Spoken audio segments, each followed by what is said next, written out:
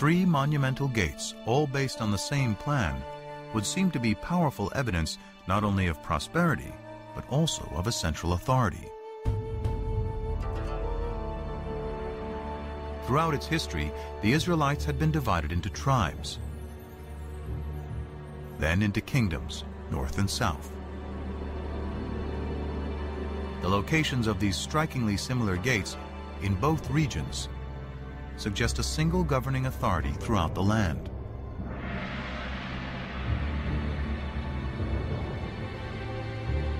But how can we be sure this is the kingdom of David and Solomon?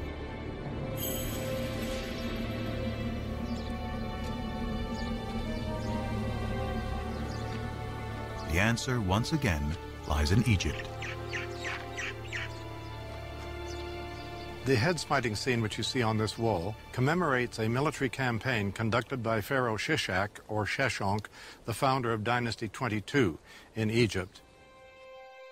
The Egyptian pharaoh Sheshak invades Israel, an event the Bible reports and specifically dates to 5 years after Solomon's death, during the reign of his son Rehoboam.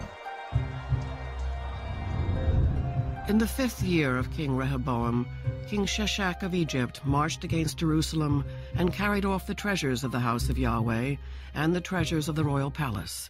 He carried off everything. 1 Kings 14:25 and 26. The importance of this in fixing one of the earliest dates, specific dates, in which Egyptian history coincides with biblical history is really startling and has to be taken note of. This stunning convergence between the Bible and Egyptian history gives a firm date for the death of Solomon. Sheshak's campaign, according to the well-established Egyptian chronology, dates to 925 BC.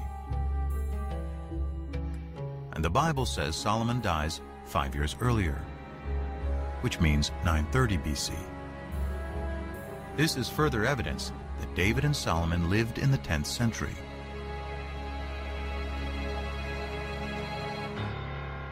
But there's even more hidden in these walls. These ovals, with their depictions of bound captives in city walls, represent places Pharaoh Sheshak conquered in Israel. One of those places is Gezer, where archaeologists find the hallmark of Solomon's building program, a 6-chambered gate.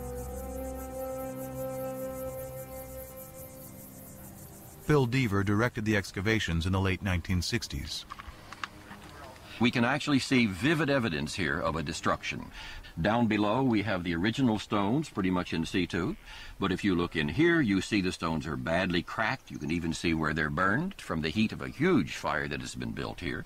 And then up in here you see the fire has been so intense that the soft limestone has melted into lime and it flows down like lava.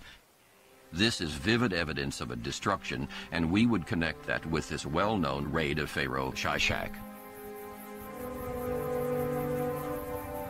And if the gate was destroyed by Sheshak in 925 BC, then it must have been built during the lifetime of Solomon, who died just 5 years earlier.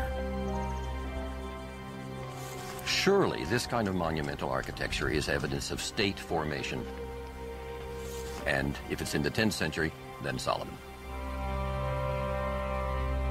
Although a minority of archaeologists continue to disagree, this convergence of the Bible, Egyptian chronology, and Solomon's gates is powerful evidence that a great kingdom existed at the time of David and Solomon, spanning all of Israel, north and south, with its capital in Jerusalem.